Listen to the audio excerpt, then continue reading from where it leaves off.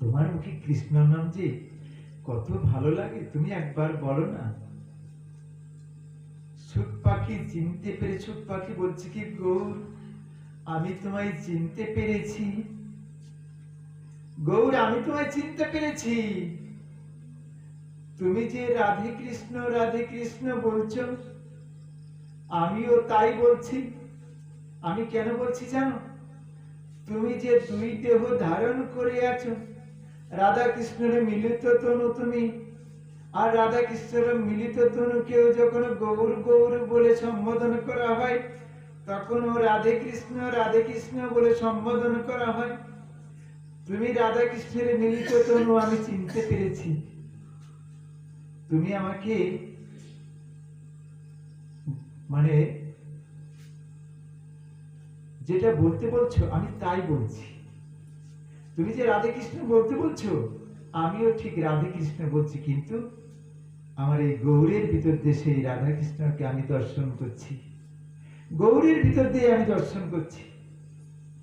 তো এইভাবে কিন্তু জগদানন্দ দেখলো যে সুখ পাখির সঙ্গে আমার মহাপ্রভু যে আদান প্রদান হলো, জগদানন্দ দেখে ফেললো, জেনে ফেললো যে মহাপ্রভু শুধু পণ্ডিত না, ইনি এই কলিযুগের পাবন অবতার, উনি সেই রাধা কৃষ্ণ মিলিত তনু, এটা জানল।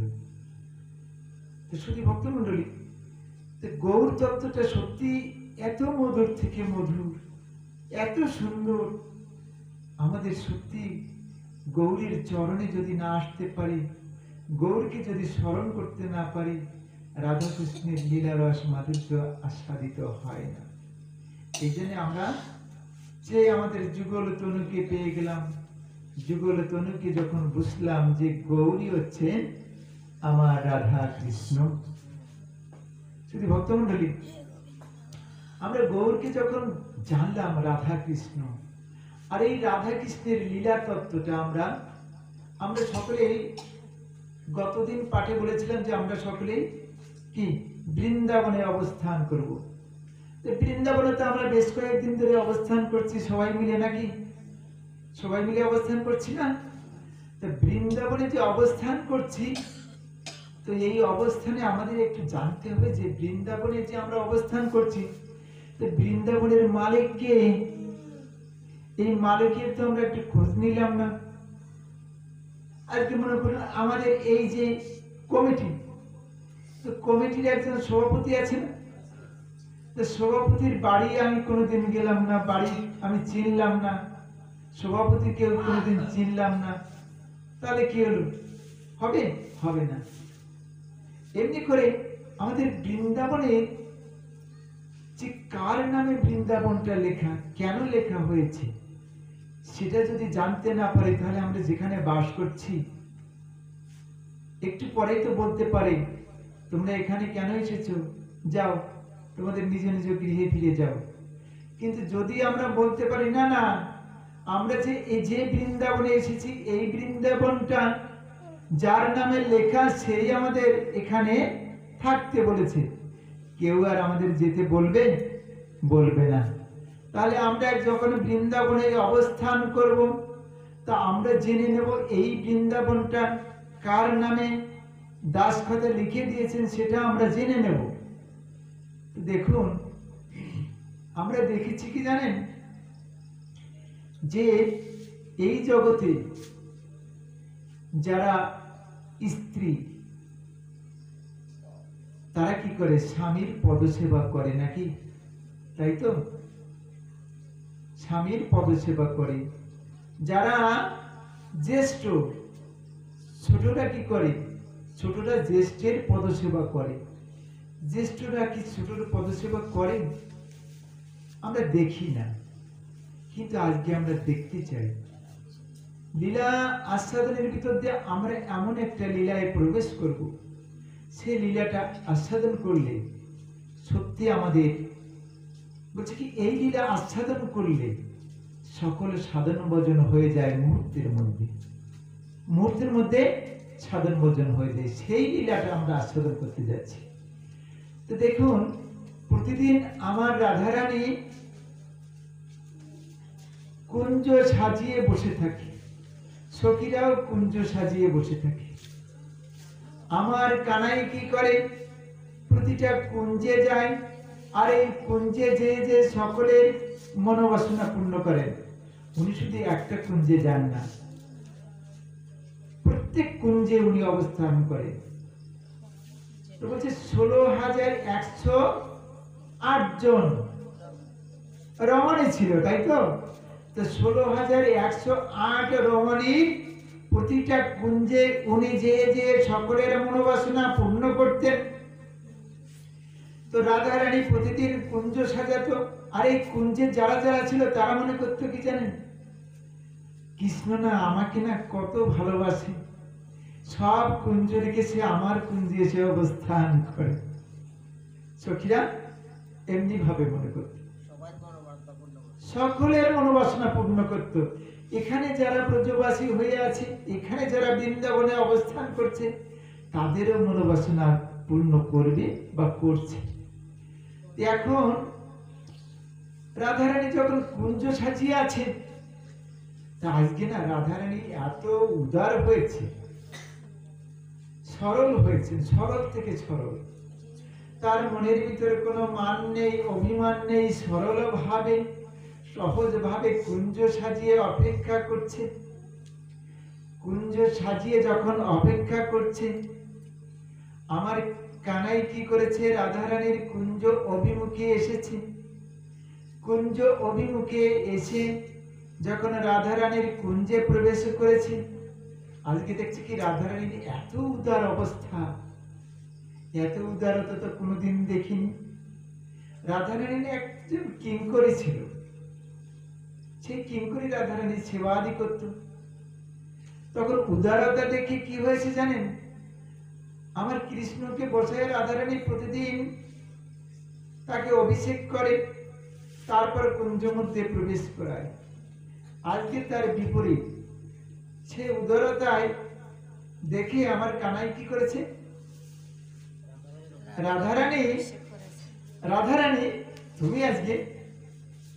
তুমি আজকে বসো।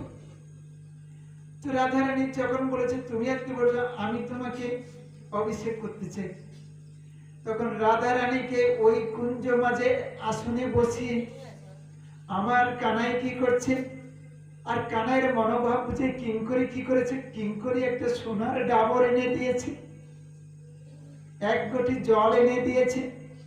কিঙ্করী মনোভাবটা বুঝতে পেরেছে, কিঙ্করী মনোভাবটা বুঝতে পেরে কানাইয়ের কাছে সোনার একটা ডাবর এনে দিয়ে এক ঘটি জল এনে দিয়েছে। এইবারে রাধারানীর চরণ দুটো ওই ডাবরের ভিতর দিয়ে আমার কানাই কি করছে, চোখের জলে আর ওই যে ডাবরের জল একসঙ্গে মিটে রাধারানীর চরণ দুটো ধুয়ে দিচ্ছে। রাধারানীর চরণ দুটো চোখের জলে ধুয়ে দিচ্ছে। রাধারানী অতি সহজ ভাবে সরল ভাবে বসে আছে, উদার ভাবে বসে আছে। আর কানাই কি করেছে, চোখের জলে আমার রাধারানীর চরণ দুটো ধুয়ে দিচ্ছে। চরণ দুটো এমনি করে যখন ধুয়ে দিচ্ছে, ধুয়ে দেওয়ার পরে তারপর কি হয়েছে জানে, চরণ দুটোকে নিয়ে বুকের মাঝে নিয়েছে। চরণ দুটোকে বুকের মাঝে নিয়ে তার পিত বসন দিয়ে চরণ দুটোকে আস্তে আস্তে করে মুছিয়ে দিচ্ছে। বুকের মাঝে সজোরে চেপে ধরেছে চরণ দুটিকে। রাধারানীর চরণ দুটিকে বুকের মাঝে যখন সজোরে চেপে ধরে তার পিত বসন দিয়ে তার চরণ দুটি মুছে দিচ্ছে। যখন পিতা বসন দিয়ে তার চরণ দুটি মুছে দিচ্ছে, বারবার করে তার চরণ দুটি বক্ষ মাঝে জড়িয়ে ধরছে, বক্ষ মাঝে জড়িয়ে ধরছে চরণ দুটি। আর এই চোখের জলে চরণ দুটি চোখকে ধুয়ে দিচ্ছি, বারবার করে চোখ থেকে নেত্র থেকে এমন ভাবে বাড়ি বর্ষা হচ্ছে, ওই চরণ দুটো বারবার করে ভিজে যাচ্ছে, আর পিঠে বসন্তে বারবার মুছে দিচ্ছে। এমনি করে যখন চরণ দুটিকে ছেয়ে আলিঙ্গন করছে, বুকের মাঝে জড়িয়ে ধরছে, তারপর কি হয়েছে জানেন? সত্যি এই দৃশ্যটা অকল্পনীয়। এই দৃশ্যটা সত্যি যারা যারা আপনারা দর্শন করছেন, রাধা রানীর চরণ চিন্তা যারা করছেন, তাদের সকলেরই রাধা রানী কৃপা করবে। আমার গোবিন্দকেও ঠিক কৃপা আশীর্বাদ দান করছে, গোবিন্দ কৃপা আশীর্বাদ দিচ্ছে। আমার গোবিন্দ মনে মনে ভাবছে কি জানেন, যে রাধা রানী তুমি যে ভালোবেসে দিচ্ছে, আজকে তোমার কাছে আমি ঋণী হয়ে গেছি। তুমি যে কতটা আমাকে ভালোবেসেছো, আমি তোমার ভালোবাসার ঋণ কোনোদিন শোধ করতে পারব। তাই মনে করে আমার কৃষ্ণ অঝর জড়ায় তার নয়ন থেকে বাড়ি বর্ষিত হয়ে রাধা রানীর চরণ মুছে দিচ্ছে, ধুয়ে দিচ্ছে। এমনি ভাবে যখন আবার তাকে কি করেছে, চরণ দুটোকে আবার একটা স্বর্ণ আসনের পরে চরণ দুটোকে রেখেছে। চরণ দুটোকে এমনি করে যখন স্বর্ণ আসনের পরে রেখেছে, চরণ দুটোকে রাখার পরে এইবার কি করছে, পুষ্পাদি নিয়ে চরণের পূজা করছে। রাধা রানীর চরণে পুষ্পাদি দিয়ে আমার গোবিন্দ পূজা করছে। চরণে বারবার করে পুষ্প দিয়ে দিয়ে জয়তী জয়তী রাধে, তখন বলছে কি, জয়তী জয়তী রাধে, জয়তী জয়তী রাধে, জয়তী জয়তী রাধে। এমনি ভাবে জয়তী জয়তী রাধে বলে চরণে ফুল দিচ্ছি। এমনি ভাবে যখন রাধা রানীর অভিষেক হচ্ছে, পূজা করছে, পূজা করার পর পূজা সমাপ্তি হলো। পূজা সমাপ্তির পরে রাধা রানী সে আজও উদার ভাবে বসে আছে, কোন মান অভিমান নাই, উদার ভাবে বসে আছে। এবার রাধা রানী কি করেছে, আমার কানাইকে নির্দেশ করছে, কানাই শোনো, আমার যে বেশভূষা ছিল, আমি যে সুন্দরভাবে সুসজ্জিত ছিলাম, তুমি আজকে আমার এই পুজো করার ফলে আমার সকল বেশভূষাগুলো এদিক ওদিক হয়ে গেছে। আমার সুন্দরভাবে বেশভূষাগুলোকে সজ্জিত করে দাও, এক্ষুনি সখীগণ এসে পড়বে। আমার কানাইকে নির্দেশ করছে, তাড়াতাড়ি করে আমার পায়ে যে কুমকুম অঙ্কিত ছিল, কুমকুম রচনা করে দাও। আমার পায়ে যে আলতা পরানো ছিল, আলতা দিয়ে দাও। তুমি পূজা করে ওগুলোকে উঠিয়ে ফেলেছ, নির্দেশ করছে আমার রাধা রানী। রাধা রানীর নির্দেশ আমার গোবিন্দর এত আনন্দ হচ্ছে, রাধা রানীর নির্দেশে সে আনন্দ আর ধরছে না। তাই কি করছে আমার গোবিন্দ, রাধা রানী ওই চরণের উপর কুমকুম অঙ্কন করে দিচ্ছে। কুমকুম অঙ্কন করে দিয়ে তার কি করছে, পায়ে আলতা দিয়ে দিচ্ছে। সুন্দর রূপে চরণ দুটি দর্শন করছে, আর সুন্দর ভাবে অঙ্কিত করে দিচ্ছে, অপূর্ব সাজে অঙ্কিত করে দিচ্ছে। তারপর বলছে, আমার বক্ষ মাঝে যে কুমকুম রচিত ছিল, কুমকুম গুলো অঙ্কন করে দাও। তখন রাধা রানীর বুকের উপর কুমকুম দিয়ে অঙ্কন করে দিচ্ছে। বলছে কি যে আমার মাথায় যে কবরীর মালা ছিল, এই কবরীর মালাগুলো খুশে খুশে পড়েছে। কবরীর মালা গেঁথে, কুন্দ ফুলের মালা গেঁথে তুমি আমার মাথায় সাজিয়ে দাও। আমার হাতে যে কঙ্কন ছিল কঙ্কন গুলো এলোমেলো রয়েছে, সুন্দর করে কঙ্কন গুলো পরিয়ে দাও। রাধারানী যা নির্দেশ করছে আমার কানাই আনন্দের সঙ্গে সুন্দর ভাবে সেগুলো সেই কাজগুলো সুন্দর ভাবে করে দিচ্ছে। তেমনি ভাবে যখন করে দিয়েছে,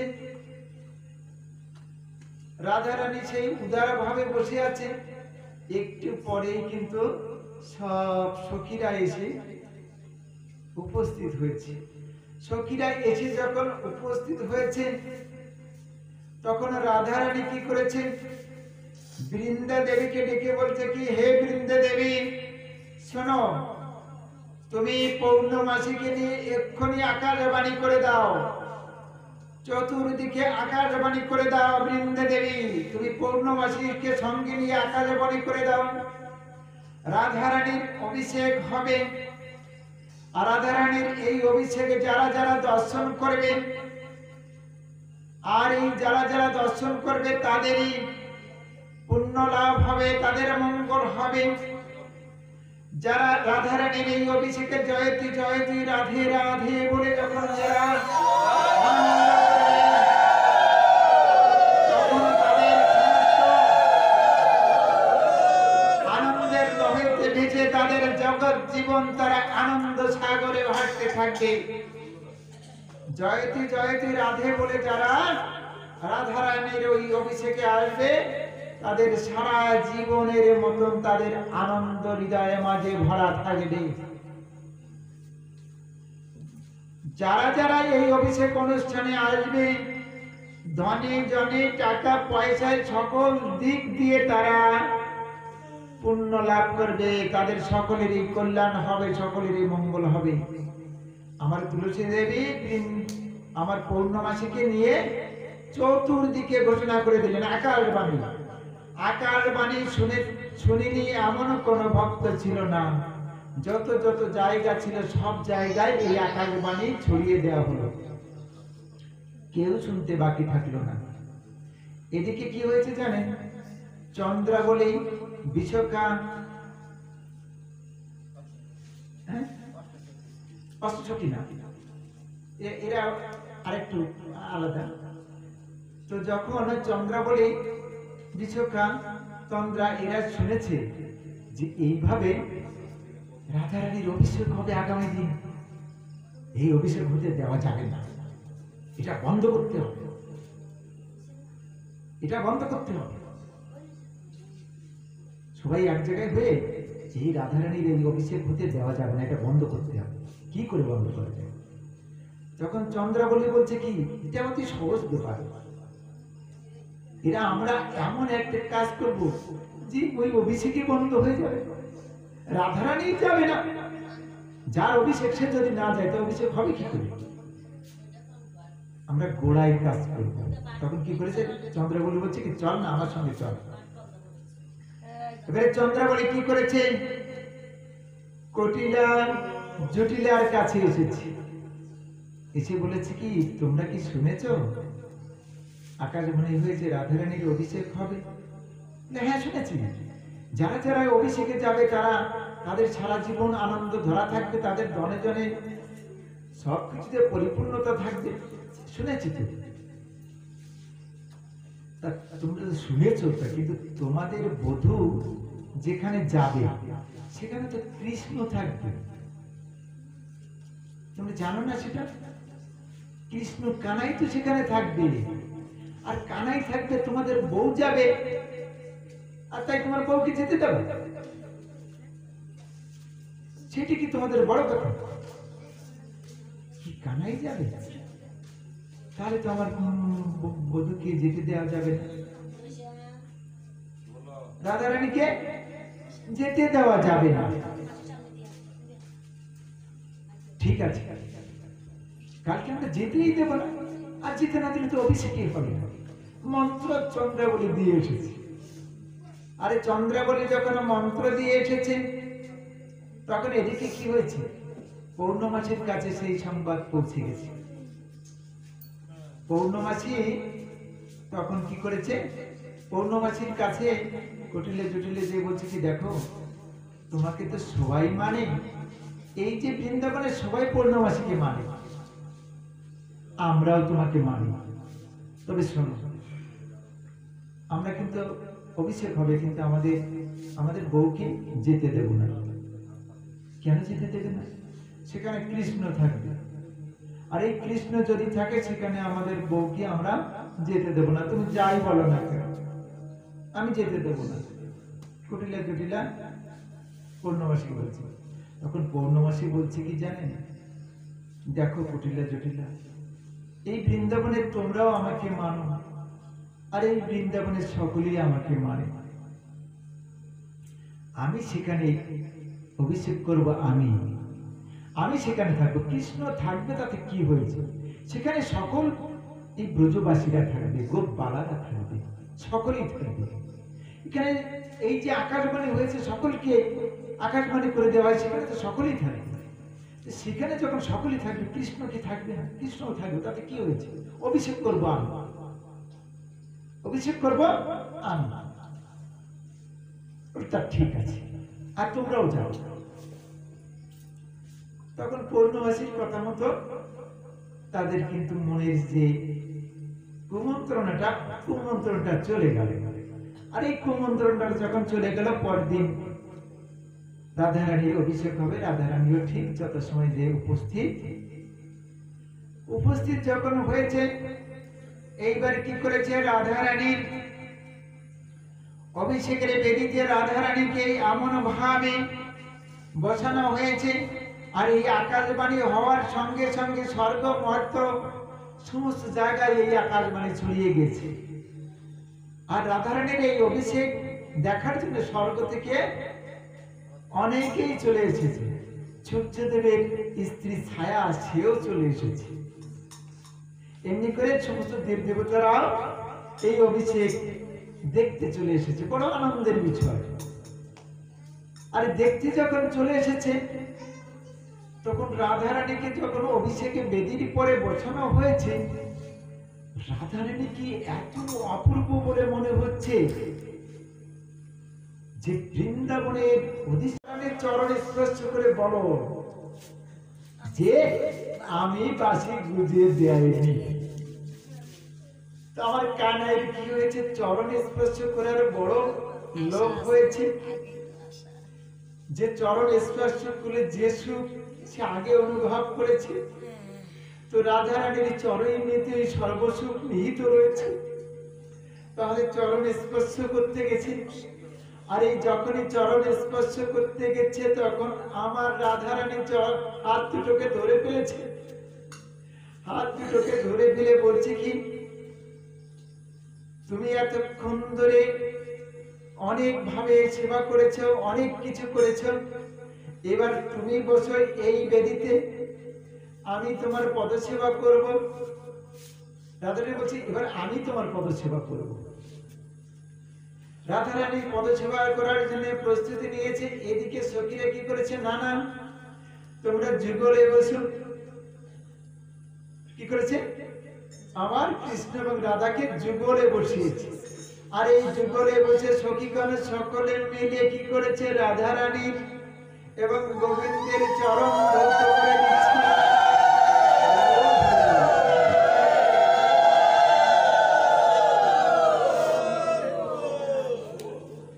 রাধারানীর চরণ ধৌত করে দিচ্ছে।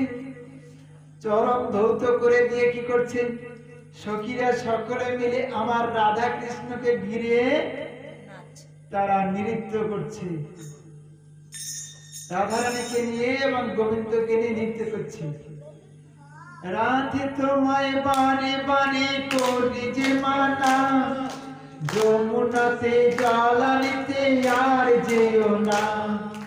রাধে তোমায় বানে বানে করি যে মানা, যমুনাতে জল আনিতে আর যেও না। এইভাবে সকলে মিলে কীর্তনে রত হয়েছে। রাধারানী এবং কৃষ্ণকে নিয়ে চারিপাশে ঘিরে ঘিরে কীর্তন করছে। আর এই কীর্তন করে যখন কীর্তন পরিসমাপ্ত হয়েছে, তখন রাধা এবং কৃষ্ণকে সকলে সকলেই কি করছে? তার কৃপা আশীর্বাদ নেওয়ার চেষ্টা করছি। বৃন্দাবনের ঈশ্বরী আমার রাধারানী, আর বৃন্দাবনের ঈশ্বর হচ্ছে আমার প্রাণ গোবিন্দ। ঈশ্বর এবং ঈশ্বরীর কাছে সকলে মিলে প্রার্থনা করছে, হে ঈশ্বর, হে ঈশ্বরী, আজকের যে লীলাটা আস্বাদিত হলো, এই লীলা আস্বাদনে যেন সকলের হৃদয় মাঝে যেন আনন্দ বিরাজ করে, সমস্ত বছর ধরে যেন আনন্দ বিচার করে, পুনরায় যখন বছর ফিরে আসবে ততক্ষণ পর্যন্ত যেন এই আনন্দ বিরাজ করে, এই আনন্দ যেন হৃদয়ের মাঝ থেকে যেন ফুরিয়ে নেওয়া যায়। এই আনন্দ সমস্ত বছর ধরে আমার সভাপতি, সেক্রেটারি, যারা যারা ভক্তবৃন্দ আছে সকলের হৃদয় মন্দিরে এই আনন্দ জমা হয়ে থাকবে। আর এই আনন্দ যখন জমা হয়ে থাকবে, পুনরায় আবার পাঠক আসবে, পাঠক এসে আবার রাধারানীর অভিষেক করবে, আর এই অভিষেকের ভিতর দিয়ে আবার নতুন করে আনন্দ সূচনা তৈরি হবে। এমনি ভাবে জগতে জীবনে যতদিন এই ধরাধামে থাকি ততদিন যেন এই রাধা কৃষ্ণের এই লীলা বিলাসের আনন্দ আমাদের হৃদয়ের মাঝে ধরা থাকে। আমরা পরিশেষে এখন সমাপ্তির দিকে নিয়ে যাচ্ছি। আমি এই কমিটির কাছে আবারও রাধা গোবিন্দের কাছে, ঈশ্বরের কাছে প্রার্থনা জানাই, এই কমিটিকে তুমি এমন একটা জ্ঞান দাও, এমন একটা শক্তি দাও, ইচ্ছা করলেই যেন তারা বড় বড় পাঠক এনে বড় বড় ভাবে যেন এই লীলা বিচার আচ্ছাদন করে এখানে যেন প্রসাদ বুঝি ভক্ত তৈরি হয়। এটা আমরা প্রার্থনা জানাবো। প্রসাদ বুঝি ভক্ত যদি তৈরি হয়, তাহলে প্রসাদ বুঝি ভক্তরা আছে সেই সমস্ত আঙ্গিনায় ঘুরে ঘুরে তারা বেশি বেশি করে আনন্দ পাবে। এটা আমরা রাধারানীর কাছে প্রার্থনা করে যাব। তোমার এই যে বৃন্দাবনে আমরা যেন দেখতে পাই সামনের বছর আসি আর না আসি যেন সংবাদ পাই যেখানে প্রসাদ বুঝি ভক্ত তৈরি হয়েছে। কারো না কারো পরে আমরা নির্ভর করে যাব, কারো না কারো পরে আমরা ইঙ্গিত করে যাব যে এক দুইজন ভক্ত তৈরি হলে তার দেখাতে কি এখানে অবশ্যই কেউ না কেউ হবে। এমনি ভাবে আমরা বাঞ্ছা করব, আর ঈশ্বরী নিশ্চয়ই আমাদের বাঞ্ছা পূর্ণ করবে। এমনি ভাবে আমরা আশা করে রইলাম। এই যে ব্রতটা চলছে, এই ব্রতের পরও অনেক সময় কেউ ব্রত ধরে রাখে যে এই ব্রত আমরা আর ভাঙব না। হে ঈশ্বরী, এই যে ব্রত আমি শুরু করেছি, এই ব্রত আমি আর ভাঙব না। আমি প্রসাদ বুঝি না হয়ে সাত্বিক আহার করে জীবন যাপন করতে চাই। আপনারা জানেন যে সাত্বিক আহারের থেকে ভালো উৎকৃষ্ট কোনো কিছু নাই। আপনারা দেখবেন যদি উৎকৃষ্ট আহারের কথা বলেন, যদি সুষম খাদ্যের কথা বলেন, সব এই সাত্বিক আহারের ভিতর রয়েছে। ওই রজকের খাবারের ভিতর নেই নেই নেই। একবার চেষ্টা করে দেখুন না, সাত্বিক আহার করলে মারা যাবে না, রোগ শোকে ভোগবে না। আস্তে আস্তে করে একটু অভ্যাস করার জন্য আমরা অনুরোধ করব। অনেক জায়গায় তো আছে 2 জন 5 জন আছে, এই গ্রামে 2 4 5 জন গড়ে উঠুক। আজকের এই রাধারানী ঈশ্বরের কাছে আমরা সেই প্রার্থনাটা করে যাব, সকলের মঙ্গল চিন্তা করে, সকলের কল্যাণ চিন্তা করে। আজকে আমার যে বাবা আজকে এই ভিডিওর ভিতর দিয়ে এই লীলাবিলাসটা ধরে রাখলো, এই লীলাবিলাসটা যেন শুধু ভিডিওর ভিতর ধরে না রাখে, তার হৃদয় মন্দিরে যেন ধরে রাখে। যারা যারা বিভিন্ন ভাবে সহযোগিতা করেছে সকলে যেন এই লীলাবিলাসটা হৃদয়ের মাঝে ধরে রাখে, এই আশা ব্যক্ত করে আজকের মতন এখানে আমাদের রাধারানীর অভিষেক তথা ভাগবত পাঠে এখানে বিশ্রাম। জয় জয় জয়